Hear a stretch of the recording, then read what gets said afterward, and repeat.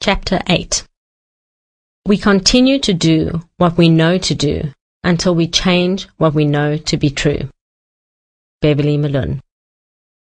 Surrender! Aim to win the wars, not all the little battles. I surrender, I surrender. Don't we have that running through our heads often enough, and then fight it to the death? No matter how many of our children are at the expense of that battle? Well, I've certainly entertained that thought numerous times and then suppressed it, and dragged my son through bloody emotional battlefields, normally exiting them exhausted, frustrated, unnecessarily hurt and miserable. And I'm not too happy either. It's not like you win an award or anything when you try to force a situation with children. There's no personal healthy satisfaction either, really, is there? You might be able to force your child to behave when it's late or he's tired or you're tired. At what expense? Or drag them through a poorly timed shopping expedition. Rewarding or just plain yuck? Sometimes, though, the message in I surrender is surrender, not arm yourself. And once in a while you can get it just right. I recall a time I did years ago, and I really want to share it with you because the value is immeasurable when you get it right, and I'm hoping my experience will serve you too. My son and I adore sharing time together. It's a luxury, unfortunately, so when we do have special time, it's ours to cherish. He's pretty much available. I have to make decisions to stay away from my computer, actually. One Sunday was such a day, and it really could have gone either way, but it didn't go the wrong way for good reason. Now, I can change my mind about plans I make for the day often. My son does not like that game plan at all. In fact, if the plan has been mentioned, it's set in emotional stone, and breaking it is shattering for him, literally. I have had to learn that about him, make many of the changes myself to accommodate him, and also encourage him to be flexible to accommodate unexpected changes when they do happen. Before that Sunday arrived, we had planned to spend the morning hanging out together, playing games, reading. He's an avid reader.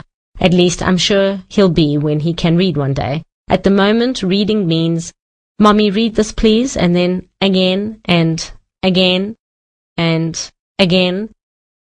Have a relaxed breakfast, go shopping for shoes and pants for him for smart occasions that require them. I love my little boy dressed up for smart occasions, just edible. Perhaps rest after lunch, and then spend the afternoon at a lake nearby feeding the ducks all the old bread we'd collected. Sounds like a great day, doesn't it? There was a time when I would have disagreed with you, the time before I truly felt like a family, just the two of us.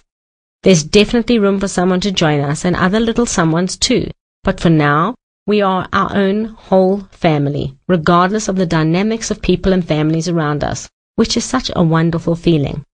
Where was I? Right, great day planned.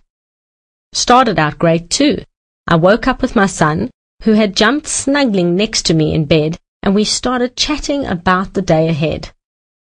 I was surprised he was up so early because he had gone to sleep late the night before. Then we jumped out of bed to go walk on crisp, wet grass. There wasn't much. It was the end of spring, but the rain had forgotten to come with it.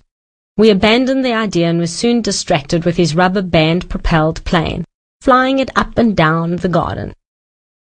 This merged into snuggling again inside with a book or two, then a late, relaxed breakfast and more games in the lounge. Finally, it seemed a good time to get dressed and hurry to the shopping mall before all the stores closed less than an hour later. That may have been mistake number 1. We got dressed, left the house, and returned to it a couple of times, and were finally on our way in about 20 minutes. We listened to music we enjoy on the way there and chatted for most of the time, and just as I entered the parking lot of the mall, I said, "Well, here we are, Boykie, you ready to go shopping?" And his response calmly was, "No, I'm very tired." Well, I thought a whole bunch of stuff. Can you guess some of it? Some of it was, "That's it, forget it, baby. We're going to find you shoes and pants. This isn't for me, it's for you. It won't take long and we're here already, for goodness sake." And yes, one of the things I heard was, "I surrender. I surrender." Then I looked back in the rearview mirror, saw the weary face of my sweet 5-year-old boy and thought, you can drag him out of this car, speak harshly and force the situation. Neither of you will enjoy it, and you might find the sought-after items, or not. Or you can preserve the tranquil beauty of the morning you've shared so far, turn the car around, drive him home, and cajole him to stay awake until you arrive so you can snuggles with him and sleep for a while. And then I had the best thought of all. Bev, do that. Surrender. And I did. And it felt so good. And his heart felt whole. And he smiled and giggled all the way home and slept in my arms, and it was just simply wonderful. I did manage to take him to find those shoes and pants since then. First thing, one morning after a good night's sleep. I marveled at how often we can preserve magic, even quarter magic, and we don't. We spend it poorly on a contest of wills where there are no victors. We'll force an objective, demand participation, chastise our children for their selfishness or obstinacy. Worst of all, we'll do all that in front of strangers, often more concerned about their opinions than the hearts of our children and the fundamentals of their self-esteem. Yes, of course, it is inconvenient to return to the store again, but that's not the point of parenthood. We've already covered the fact that in all its glory, parenthood is many things, and one of them is certainly inconvenient. It may just depend if we want to look back and have done parenthood the best we could, or what best suited us at the time. We will be remembered anyway. I guess we have to choose carefully how we wish to be remembered. Anyway, we woke up lazily and made our way to the kitchen to have a late, yummy lunch of leftovers. There is no better. And I thought, let's tank that lake idea. I'm too wasted to dress and drive again. But before I even dared utter that consideration, I challenged myself. Bev, come on. You know the reaction you'll get is hurt, frustration, and disappointment, and you promised, at which point you'll get frustrated, feeling forced against your lethargy, behave indignant, but acquiesce and go anyway because you did promise, and get some weird brownie points for making an effort when exhausted. Why do we do that? Why not short-circuit that drama and just keep the objection to yourself, put on an energetic disposition, and go? And I thought, yeah, I'll take what's behind door number 2, thank you. So after lunch I asked, you still want to go feed the ducks? No answer required. The smile did it. We dressed again, found the packet of old bread, packed water, snacks, grabbed the playing toy, and set out for the lake.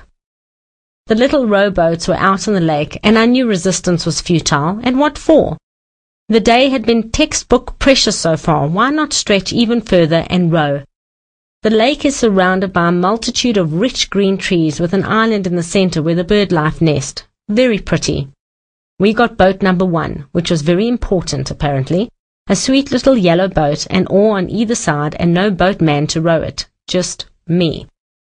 Good thing I was only mostly exhausted, and off we went for an hour and a half, duck feeding, chatting to those we crashed into, it was the tide, I tell you, and completely enjoying each other's company. The sun set while we were boating and was literally the most beautiful red sky finish to a blessing of a day. We left the lake with some negotiation skills on my behalf and a promise that we would find the lake there another time to row again. Well, at least I rowed. Little Mr. Go This Way, Go That Way directed a lot. We walked to the car, flying the plane, snacking, chatting and drinking our water and listening to music on the way home. Bath time, supper and bed followed fairly uneventfully, except that I forgot we had slept and couldn't figure out why the usual bedtime wasn't working. I watched him sleep for a while, after he finally boarded the dream train and marveled at the day. I guess I could have thought that it was a day from the textbook of perfect days, but I realized how many choices I could have made throughout the day that could have complicated it. Choices that this time I did not make. Choices to surrender, back down, rather than fight and force my way through some of the plans that just weren't working out. I made choices to be an exceptional mother and son combo for the day, and that is how it felt. Exceptional. Not normal. Not everyday stuff. Unfortunately, I wish it was, It felt exceptional, and I cherish it for exactly that. For how we both look back on the sheer magic of that day, for the priceless memories we created unmarred by frustration and battle, and for how I can hold that day as testimony to my courage and my ability as a mommy. Not on how to fight, but how to back down, and for how proud I am of my choices for that day. Now I know that most times we don't feel enabled to make the choice to surrender for the greater good of the day, but perhaps that is the point, that a lifetime, a childhood, is made up of moments that create days, and if we can do ourselves the favor of making a moment out of a day sometimes, we can preserve our dignity and the dignity of our children and create the memories we're most proud to own. Remember, this is not just about surrender. It's also about prioritizing time with our children. My schedule can take over my life if I allow it, and I've had to learn, remind myself, and integrate that I am not a victim of my schedule. I make the choices to prioritize time with my son or not. I think of it like this. If I am willing to book sessions and sit and focus intently with a client with my mobile phone on silent, how much more so should my son have quality time booked with me that does not get shifted around? And shouldn't that time exclude the interruptions I can deal with afterwards? As he's grown and my schedule has become more demanding of my time, I have learned to prioritize quality time together because I don't want to wish I had one day when looking back at his childhood. We call it special time, as I've mentioned earlier, and here's how it works. It's booked out of my schedule. In other words, into that space only we can enter. I often set an alarm, if I have to stop playing cricket or whatever at a certain moment, to ensure I'm ready to go somewhere on time, and we honor that together because until that alarm goes, our time is sacred. The phone's on silent. I'm focused on him, and those are the memories of special time with me he's recalling, not me on my laptop while he plays, for example. That's been a huge growth area for me, and the day we've discussed above is a wonderful example of getting a huge chunk of quality special time right, and I treasure it. If you have already had days like that, or even moments of triumphant surrender, maybe share them here to have as a beacon to remind yourself of the victories you are capable of amongst the humdrum challenges of raising children. And if you haven't, I hope our moment through that Sunday is a beacon for you to head towards, reach, and reflect on. And here's a space for you to write it in or strategize how you want to create blocks of special time. Remember that those can even be 15-minute blocks, but when they are focused slowly between you and your children, and you surrender your distractions for that period, every minute is worth far more to them. So well done. Got your backpack?